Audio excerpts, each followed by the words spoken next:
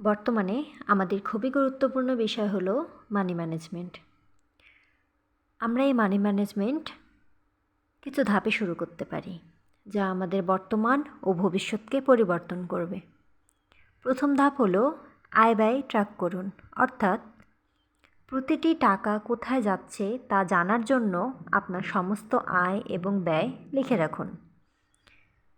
দ্বিতীয় ধাপ, একটি বাজেট তৈরি করুন, অর্থাৎ আয় এবং প্রয়োজনীয় খরচ, ভাড়া, খাবার, বিল বাদ দিয়ে কত টাকা থাকে দেখুন।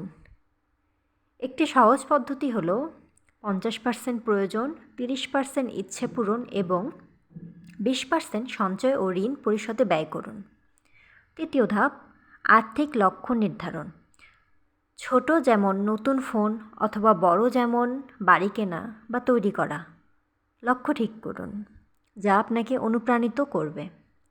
চতুর্থ ধাপ, জরুরি তহবিল গড়ুন।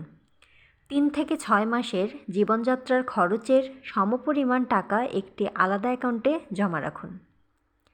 পঞ্চম ধাপ, ঋণ পরিশোধ করুন। উচ্চ সুদের ঋণ থাকলে দ্রুত পরিশোধ করুন। ষষ্ঠ ধাপ, সঞ্চয়কে অগ্রাধিকার দিন, অর্থাৎ বেতন পাওয়ার সাথে সাথে প্রথম সঞ্চয় করুন, তারপর বাকি টাকা খরচ করুন। Save first, spend later. Okay. সপ্তম ধাপ, বিনিয়োগ শুরু করুন। সঞ্চয় করার পর আপনার লক্ষ্য অনুযায়ী মিউচুয়াল ফান্ড বা যে কোনো খাতে বিনিয়োগ করার কথা ভাবুন, যাতে আপনার টাকা বৃদ্ধি পায়। অষ্টম ধাপ, নিয়মিত পর্যালোচনা করুন, অর্থাৎ প্রতি মাসে আপনার বাজেট ও সঞ্চয়ের অগ্রগতি দেখুন, প্রয়োজনে পরিবর্তন আনুন। নবম ধাপ, অতিরিক্ত টিপস, অর্থাৎ অপ্রয়োজনীয় খরচ কমানোর চেষ্টা করুন।